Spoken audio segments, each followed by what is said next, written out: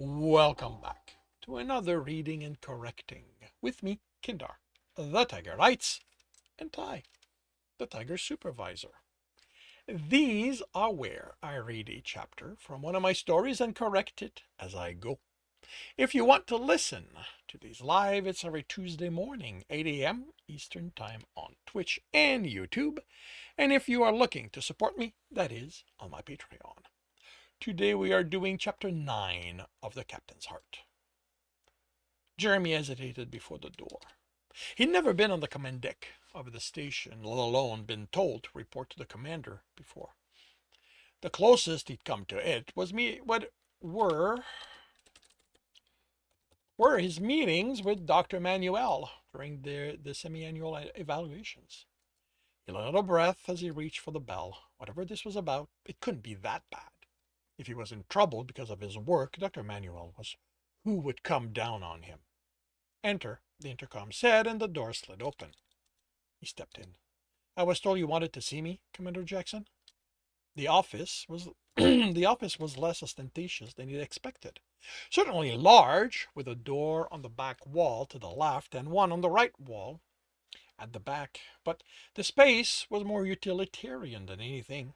The commander's desk was off-center towards the left and angled, so it still faced the door he'd entered through.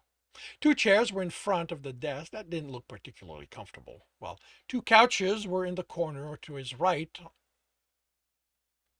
on Jeremy's side of the room, with a table between them.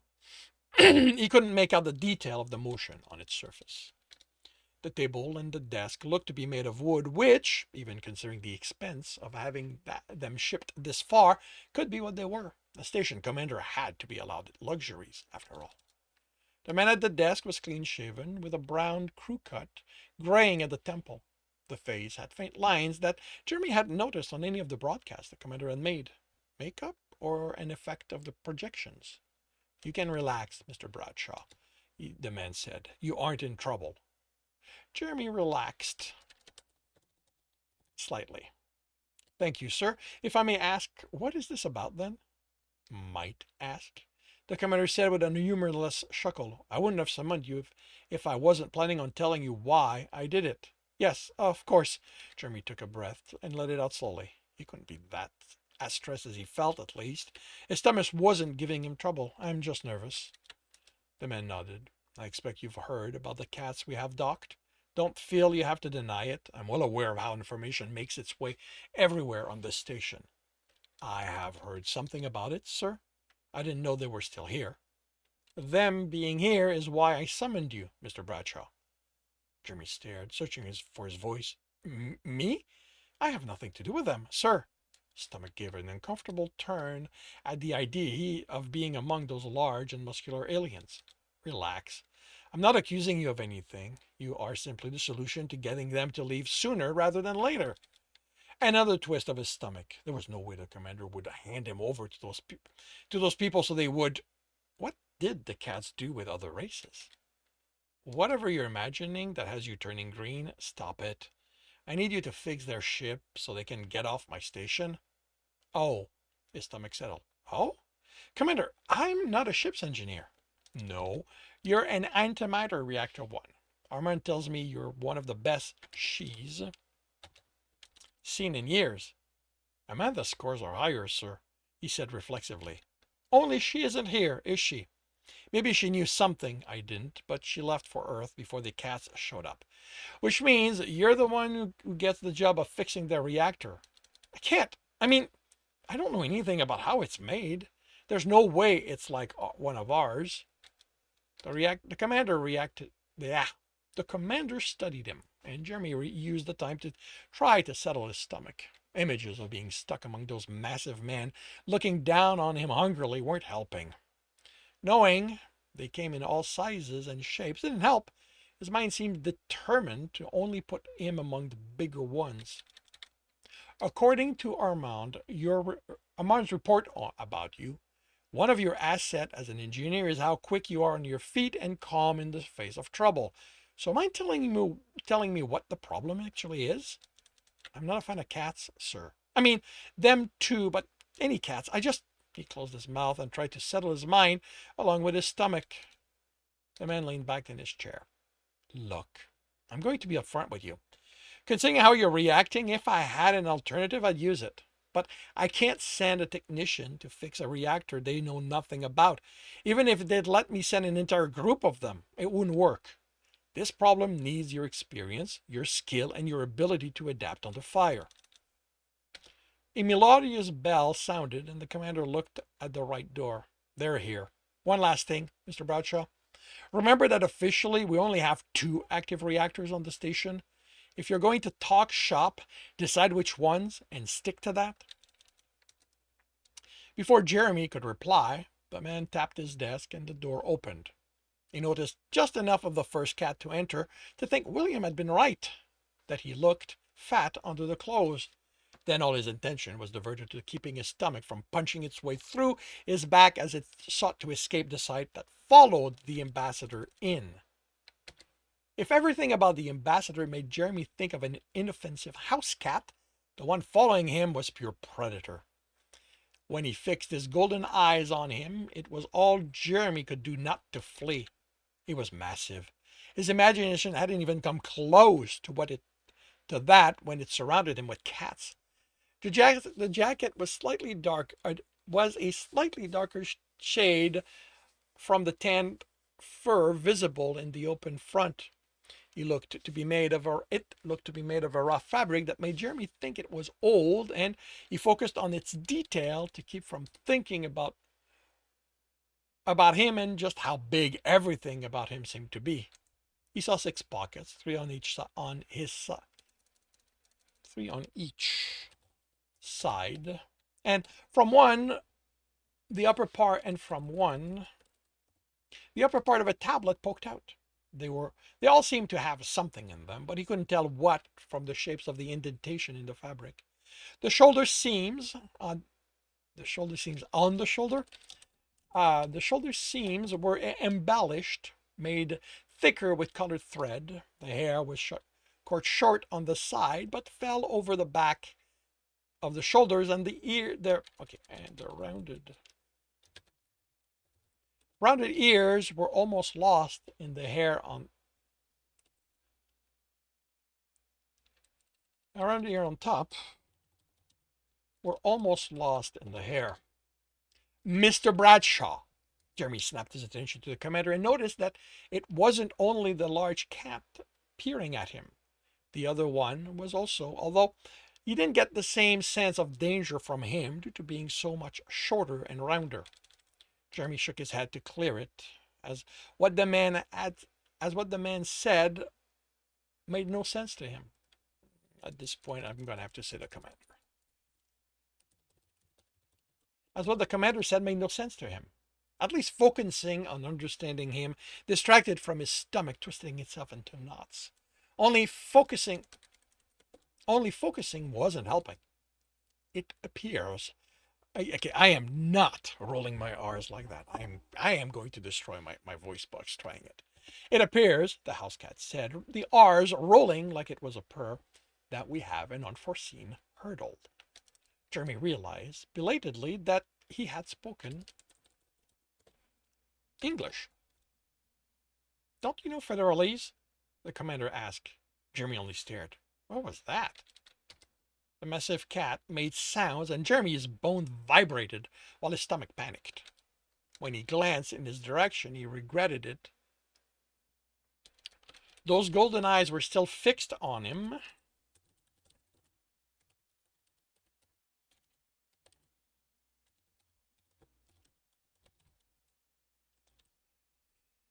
Slightly open.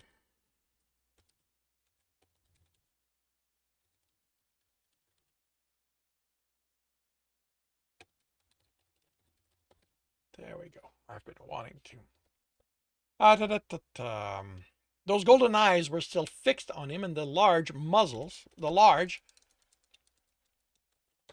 slightly open muzzle. A large, slightly open muzzle showed showed the tip of pointed teeth. He looked away, wishing he'd brought his pills, but they remained fixed.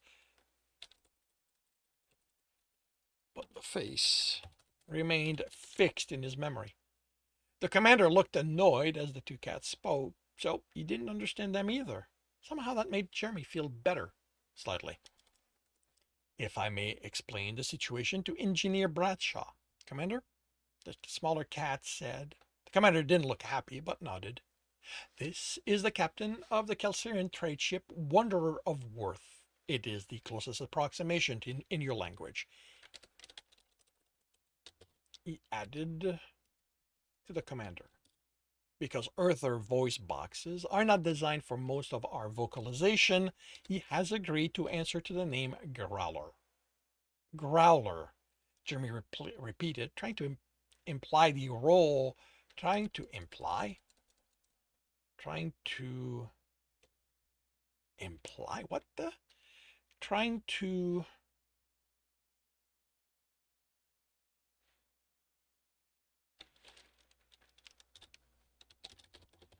okay, I have no idea why I gone with imply, even as a typo. Trying to replicate the role of the R's the cat had done, and it hurt his throat. The larger cat's ears folded back. Speaking it normally in your language is sufficient. The way some of the consonant sound is an accident of how Kelsirian's voice boxes are designed. We will not force you to injure yourself attempting to say his name. Jeremy appreciated that. A few breaths, considering the problem the commander told him he'd need to fix, helped take his mind off the people in the room, and his stomach settled. What can you tell me about the problem your reactor had? I know it's a different design than one I worked on, but having an idea of what I'm going into will help me prepare. This time, when the two spoke, there was less rattling of Jeremy's bone. Was that Federles? The commander was. The commander was paying attention to them in a way that made him think the man understood. He even interjected something that caused the smaller cat to. Was that a smile? If it had been on a human instead of the small muzzle, Jeremy would have called it a smile, while the expression on the larger one resembled more that of a scowl. At least he wasn't looking at Jeremy anymore. The captain is not an engineer or a technician, so he can only relay what happened as a result of the meddling and, wait, someone sabotaged your reactor? That was an entirely different set of circumstances. That was an entirely different set of circumstances. Apologies, he said after exchanging words with Growler in the bone-rattling language.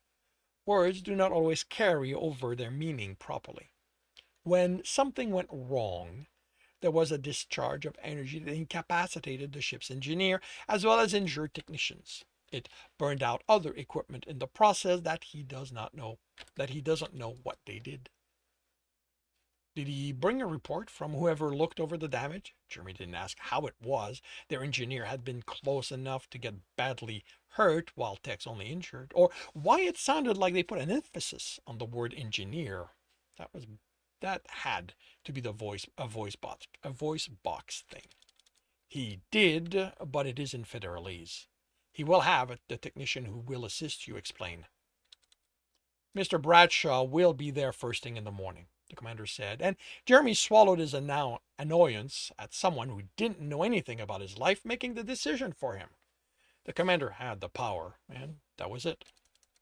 The two cats spoke, and the captain nodded, turning to the door. Wait, Jeremy called before he thought better of it, and probably because of the tone, the large cat stopped and looked at him. He swallowed his anxiety and addressed the smaller one.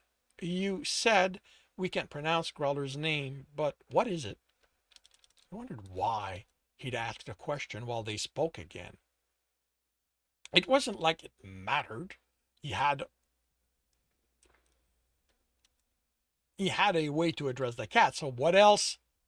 Growler looked at him, and Jeremy couldn't think of anything other than those golden eyes. The large cat opened his muzzle.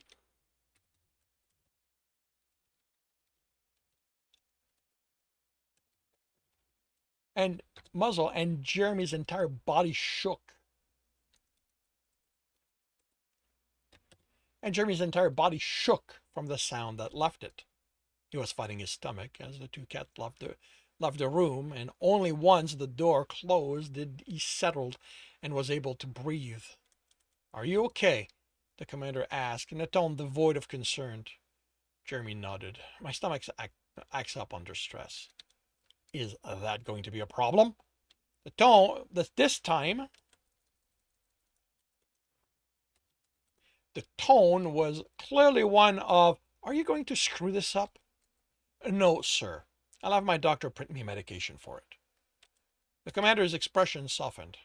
I wish I didn't have to put you in this situation, Mr. Bradshaw. But for all their vaunted tech, they tell me it's going to be weeks before their engineer heals. Their engineer's healed, and they don't even know if he's going to be able to get back to work after that. I can't have them sitting on my dock for months, or have them call for someone to do the repairs and then have two of their ships here. I need them out of here as soon as possible, and I need you to make that happen. Can I count on you? Jeremy straightened. Yes, sir, you can. Good. I appreciate your help. With that as a dismissal, Jeremy headed for Omar's office, controlling his breathing and settling his stomach on the way. The further he walked from where he'd encountered the giant of a cat, the better he felt. The board next to the office door showed his friend's availability. The board next to the office door showing his friend's availability marked him as not being with a patient. So, as was his habit, Jeremy walked in without announcing himself. Jeremy, Omar said, concern written over his face, his pale brown face, as Jeremy dropped in the seat facing the door. What's wrong with you? I'm going to need pills, he answered. A lot of them. Omar stared. So he added, the commander has volunteered me to work on the cat's ship. He, what? The anger in the words surprised Jeremy. You did tell him you aren't a fan of them, right? And that stress is something best avoided in your case? Yes. And if Amanda was here, he would have sent her instead. She's the other antimatter reactor engineer. But she's on vacation, and it's going to be at least a month before she's back, possibly more. I didn't check how much time she's taking. I can talk to him. There are valid medical. Jeremy shook his head. They can't leave until their reactor's repaired, and I'm the only one qualified. It's my job after all, so I'll tough it out. I don't like it, Jeremy. It's not ideal, but hopefully it'll be something easy to fix, and I'll return the bottle with barely any pills missing. The smile felt forced, and he could tell Omar wasn't buying it. But his friend went to the printer and returned with a standard-sized bottle of pills. If things get bad enough that one of them doesn't last for the prescribed 4 hours, I want you out of there. Is that clear? He pulled the bottle as Jeremy reached for it. As your friend and doctor, I'm not going to let you risk your health just because that man can't stand having them around. You have my word.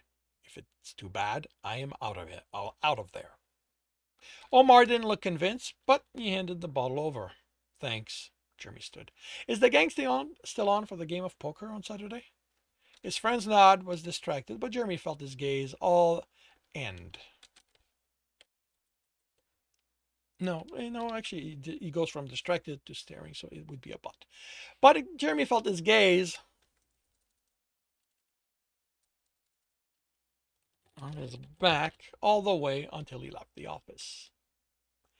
And that concludes Chapter 9 of The Captain's Heart. If you are enjoying this, please leave a like. If you want to know when the next chapter is going to be up, subscribe and hit the bell. If you want to read this story, it is up on Ream's Story.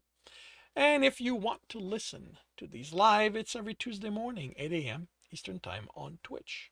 Links are in the notes, and with that, I shall wish you a good day.